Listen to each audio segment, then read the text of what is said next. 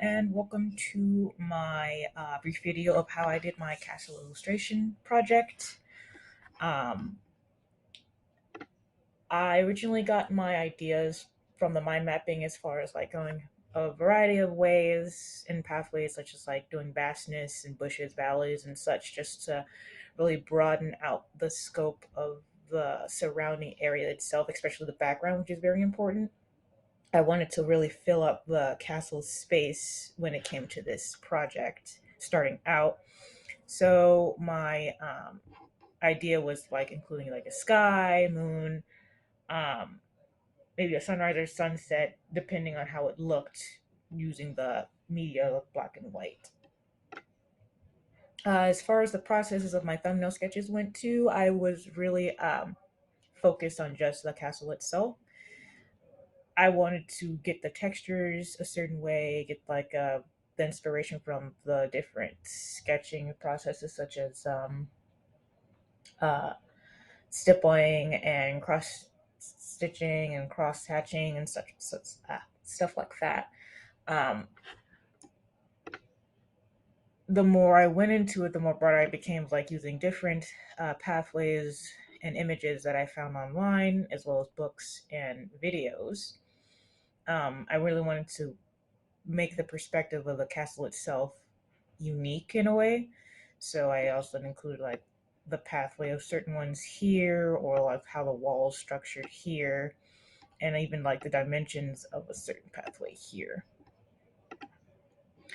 And these were some of the images that I used to really get a staple of how I wanted my castle to be set up, especially the groundwork up, as far as like the foreground, going further in the depth of it, and also the background, like the capping of like mountains, and even the texture from the castle here. It's like really light to rough sketches of a pencil and pen. This eventually led me to do my first set of compositions. This was the first one that I did. I put like a lot of work into it.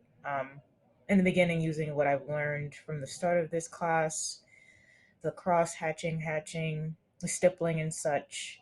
Um, I really just put more of the texturizing and the creativity in this first comp.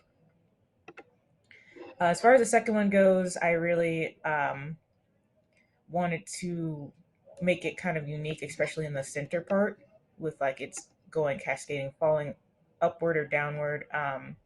And the inside of it had like stairs and such to it. And using this as like the foliage, and also again with the roadway, I wanted to like lead into the castle itself and just not being sitting on just one plane.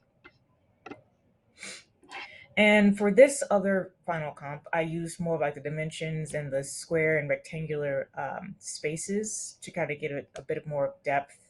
Was less focused on the background because I wanted to focus more on the intricates of the inside of the castle itself before really diving into the background and such. This eventually led me to choosing one of the three compositions as my full focus. The first one, as you can sort of tell, that I used like the castle here, and this one here, like the tower spaces, and then the entryway, and also the wall space.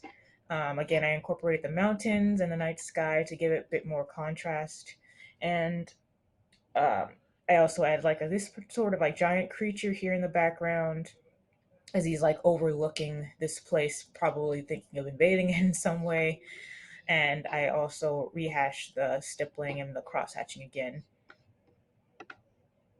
This one I went more in depth with the dimensions, as if you could almost walk down this pathway in a way. I also put the creature more focused inside of the castle's part, as he's probably reaching to see if he could grab this at all.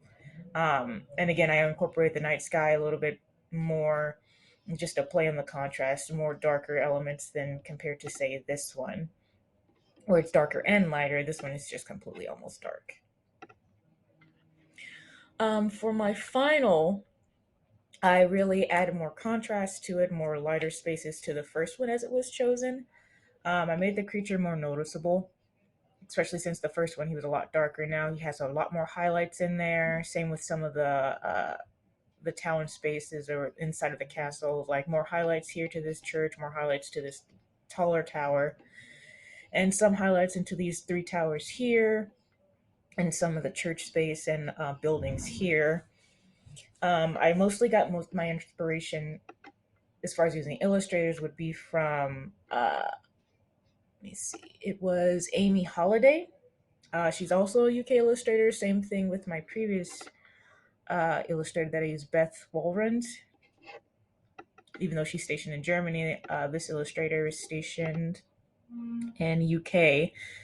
Um, and it was more of the technical aspects of like the building space and such, but with using my own personal drawing and experience of using like story wise or storybook aesthetics, I incorporated those in my castle illustration as well.